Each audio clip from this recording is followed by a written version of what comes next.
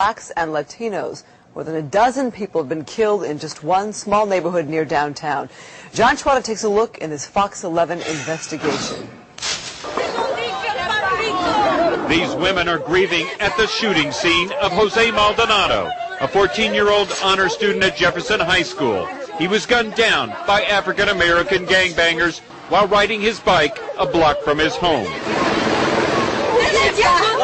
The killers later return. In a second attack, calculated to terrorize, they shoot at Maldonado family members and friends as they mourn Jose's death. Months later, the family is still grieving, remembering Jose's birthday at his gravesite. The Maldonado tragedy, part of a troubling trend of escalating interracial violence between blacks and Latinos. Fox 11 News has learned it's erupting along Central Avenue, virtually in the shadow of LA City Hall and downtown skyscrapers. In recent months, more than a dozen killed, many more injured. To be sure, the interracial violence does involve feuds between black and Latino gangs over drugs and turf. But now some see a dramatic and ugly shift when the gangs deliberately target innocent victims of the opposite race, like Maldonado and others. It indicates that the gang violence is being fueled by racial hatred and fears about demographic change. I don't know why this black boy hated my son so much. The mother of one Central Avenue victim can't make sense of her son's murder. Some blacks from the neighborhood say the trouble starts with Latino gangbangers. These are innocent black folks sitting out here outside their stores, outside their home, being targeted. Targeted by whom? Latin Americans, Mexican Americans. For the most part, the interracial violence in this part of town has been a silent killer, unnoticed by the media, nor have city officials done much about it. The police won't talk about it openly, but their sworn statements in criminal cases bluntly tell the story. Quote, "There's currently a gang war. Black and Hispanic gangs are going at it every day." During the past 6 months, there has been a feud between the East Side Trece and the Roland 20 and 30 blood gangs. Fox 11 News has also learned that police now believe last year's most spectacular gang shooting was part of this violent pattern along Central Avenue. On June 30th at 49th Street and Central Avenue, 2 African Americans armed with AK-47 assault rifles gunned down 4 Latinos in broad daylight. Almost 40 shots were fired at point-blank range. 3 were killed, including a 10-year-old.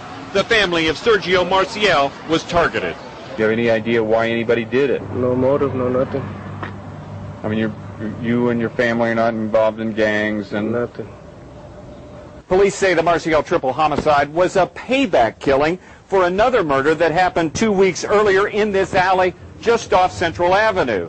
The victim then was Itty Bitty, an African-American, a member of the local blood gang. His killers, according to police, East Side Treces, a Latino gang. Ever since Itty Bitty's death, these grim streets have been a killing field with innocent victims often caught in the crossfire.